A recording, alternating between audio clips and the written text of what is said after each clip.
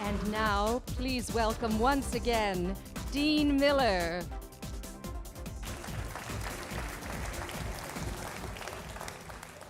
I got a new cell phone and a drink and some snacks. This is great. All right, the fact that I'm back out here means we're getting near the end. But before we move on to the presentation of tonight's legend, let's reflect on many of our previous legend winners. Please join me in watching this video.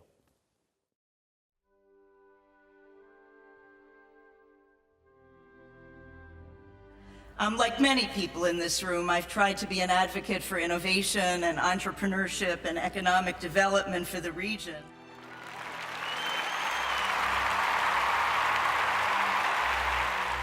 And it's satisfying and it's meaningful every day, even when the chips are down. Thank you for this evening. Thanks very much, everyone. You have to grow old and you have to survive.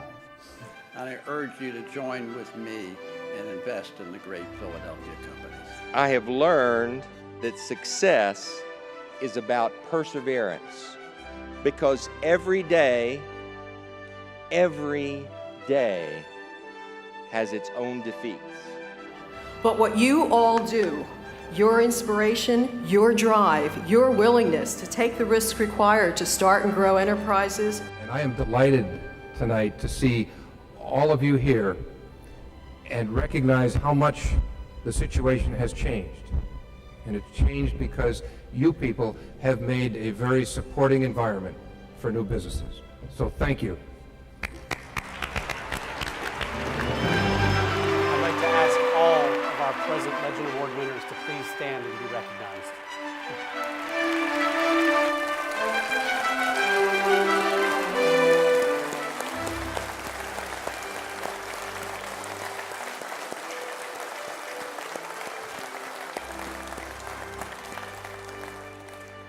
And now we are set to welcome another legend.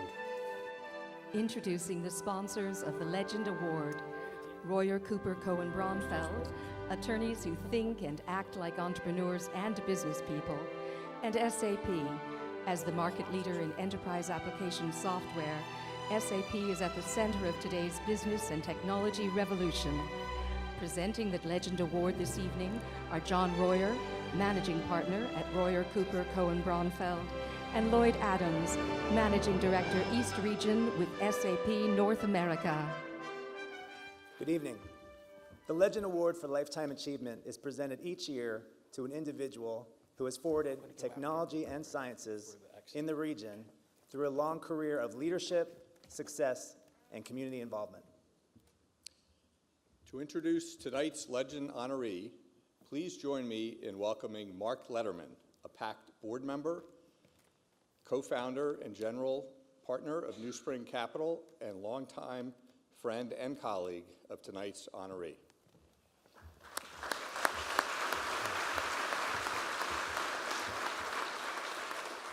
Thanks, John. The Oxford English Dictionary defines a legend as one who is extremely famous or notorious, especially in a particular field.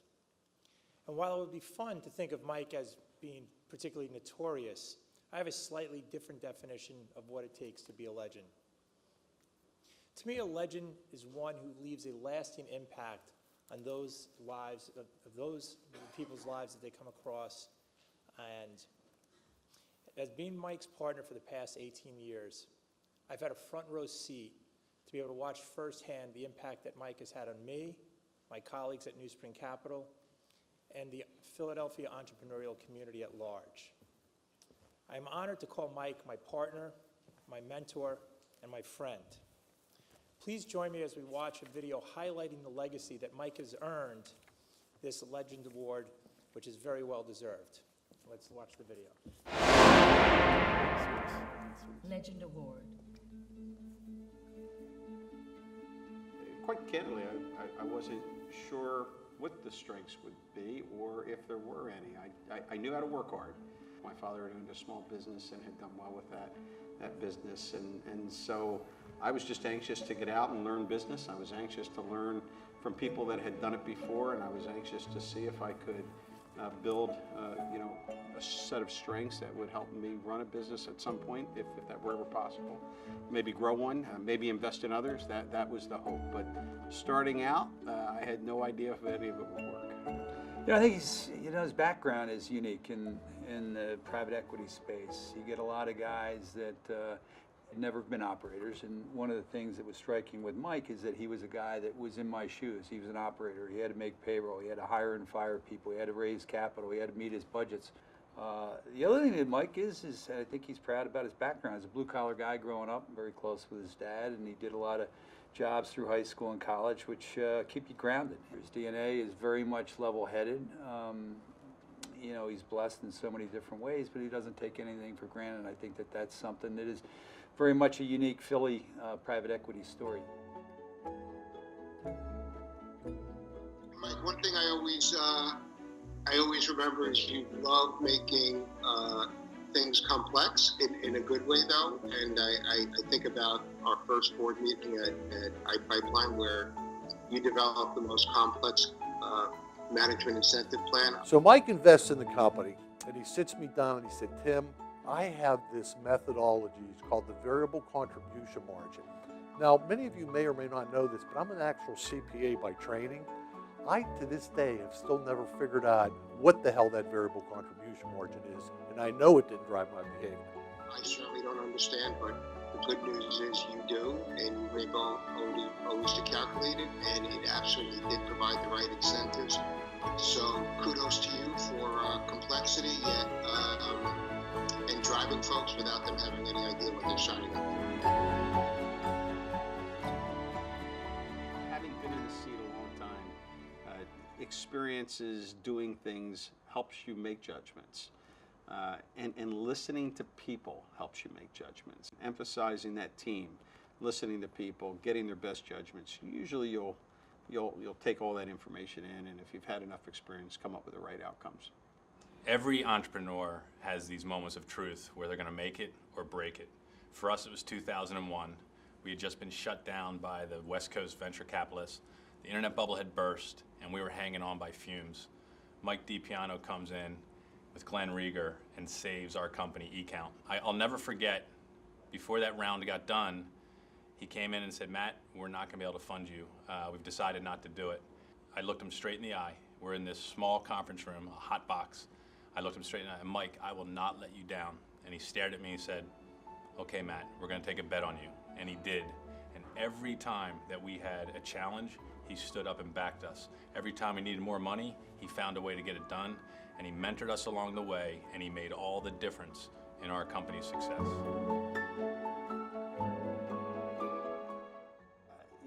I try to be a great son, father, and husband, to be blunt.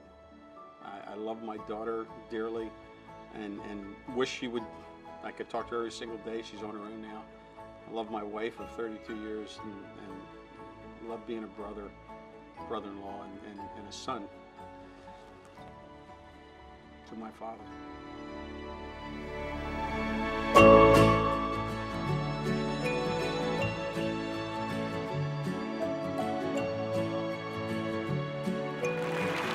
Please join us in congratulating Mike DiPiano.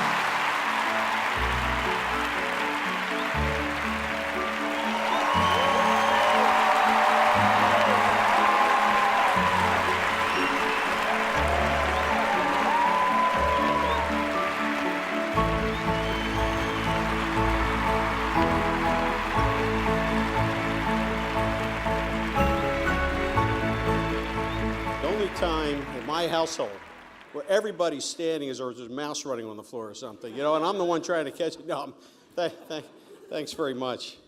Wow, what a wonderful, wonderful night. And I don't know where Dean is and Diane. There you go, Dean. Dean, you put on a great time. You celebrate this entrepreneurial community. Diane, the staff, you do a yeoman's job. Thank you very much. Congratulations.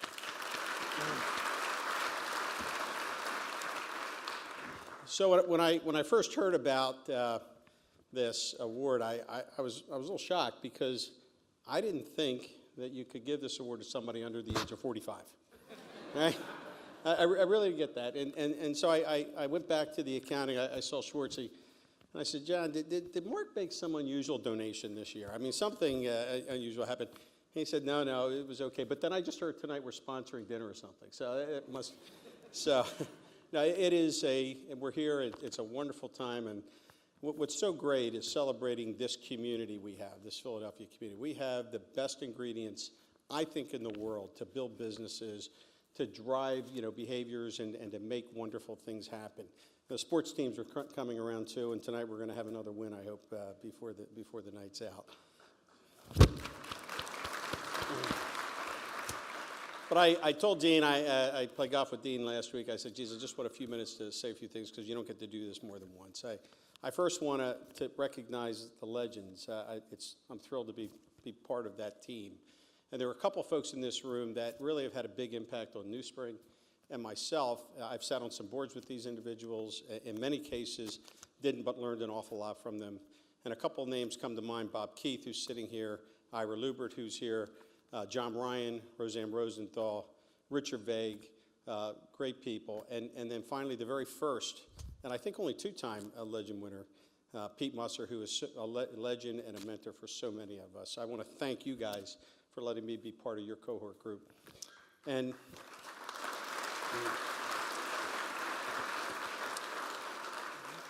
we saw a wonderful film about Steve Goodman, and Steve had an impact on all of us in this community. And the one thing, if you could put one word around Steve that I so often think of, is how positive he was. Steve was an absolute champion of everything he did and everybody that he worked with and every person in this community. And if we all could do more of that in Philadelphia and more of that with one another, particularly when things are getting tough, we'd all be a lot better off. So Steve, we're thinking about you up there. So I have a few thank yous that I want to mention. One to my team at New Spring. We've been around 19 years. And at first when we got together at New Spring, literally our offices were below grade. I remember we looked out and we didn't see cars. We saw the bottoms of the tires, if you can imagine that, right? I mean, it was like dismal. And the good news is we had a fire company right next door, so if there was anything that needed to be rescued, they could come right over. That was great. But the team is spectacular. It started with Mark and Mary. We've got just a great group of people. Brian Murphy, Capilla Ratnam, Glenn Rieger joined Mark and I, Steve Hobman, Andrew Panzo, Annie Vasquez, Greg Barger, Jim Ashton, and Skip Main are all part of the team. And they all sort of work together with us, but John Schwartz, who's here somewhere, president of the firm, really makes it all work. John, thank you as well. So to the team, I thank you very much for all the great work the last 19 years. Look forward to the wonderful work over the next 19. I have a wonderful family, and for all of us that are entrepreneurs, it is really hard what we do. We call our lifestyle, and I'm not sure it's really a lifestyle. I mean, we're on planes, we're doing red eyes. I'm taking phone calls at 9 o'clock at night, 10 o'clock at night on Sundays. I'm sure most of you all are. And without our family, we couldn't do it. My wife for 32 years and easily my best friend, Jerry.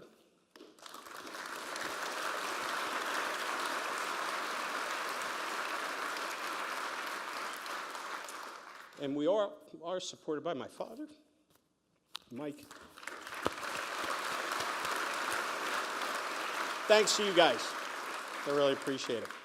So I'm going to debunk the myth of this legend thing. I'm going to give you guys 3 quick stories about how bad of a legend I actually was. So Matt talks about locking me in the room. And it's actually a true story. What he doesn't know is like 5:30 at night, Jerry was calling for me to get home for dinner. I said, Matt, okay, we'll do the deal. We're going to get it done. Thank God Jerry was calling. It was a $2 million investment that I had no clue would turn out to be a $200 million exit in about 4.5 years. I mean, I'm so thrilled that, Matt, you stuck me in the room, so thank you. Mike Hagan shows up one day, and he's got this company that he wants to invest in. And we hadn't done a deal all year. Mark and I were talking. We haven't gotten anything done. And I took my time. On the third slide, I pounced. I said, I'm in. Okay, we'll do it. And he said, do you want to know the valuation, how much money you got to put in? I said, okay, well, how much money are we going to put in? So we go through that process. I still am in. And then, of course, my natural tendency to be analytical reared its ugly head. And I started to ponder the deal a little bit too much. And Pete Musser's in a car with me. He said, Mike, I think you can ponder this too much. I mean, this is a really good company. We're paying a $16 million enterprise value, and Mike's spectacular. And he was. So we do the deal. That company goes from $25 million to $780 million in about 4.5 years, all organic. So thank God we did it. I really, I underwrote it, but I certainly had no idea it would be really that special and that spectacular. And then there's a company called Internet Pipeline. So I'll tell you how legendary I was. I literally avoided Larry Barron for about 8 months. He's back there, he's stalking me, trying to get in the deal. I avoid him. Then Tim shows up with Larry. And I said, okay, we're going to do this. And thank God we found Raj Hurwitz, who was our co-investor. Roger came down from Boston. He's in the back of the room. That company a few years ago was about $6 million in revenue. And thank God, Larry, you stalked me. That company today is doing about $70 million, I think, of free cash flow. So a great achievement. So I'm no legend. What I'm really fond of is gathering great people to come together, to solve problems, to build things, to work together. And again, in this community, we have that in spades. And so I want to thank all of you that are in this room that build companies. There are a couple CEOs that I really want to mention, and it goes like John Brassington, who, while I was never on his board, I learned a lot from him. It's John Castleman, who's now on the Mobiquity board CEO and wonderful guy. Doug Claffey at Energage. Matt, who's here, 2 companies. Mike Hagan, special person. And Tim, of course, and Larry. So I want to thank all of you. You guys work 7 by 24, and without you, we couldn't do what we do. So thank you very much, and I appreciate being honored. Thank you.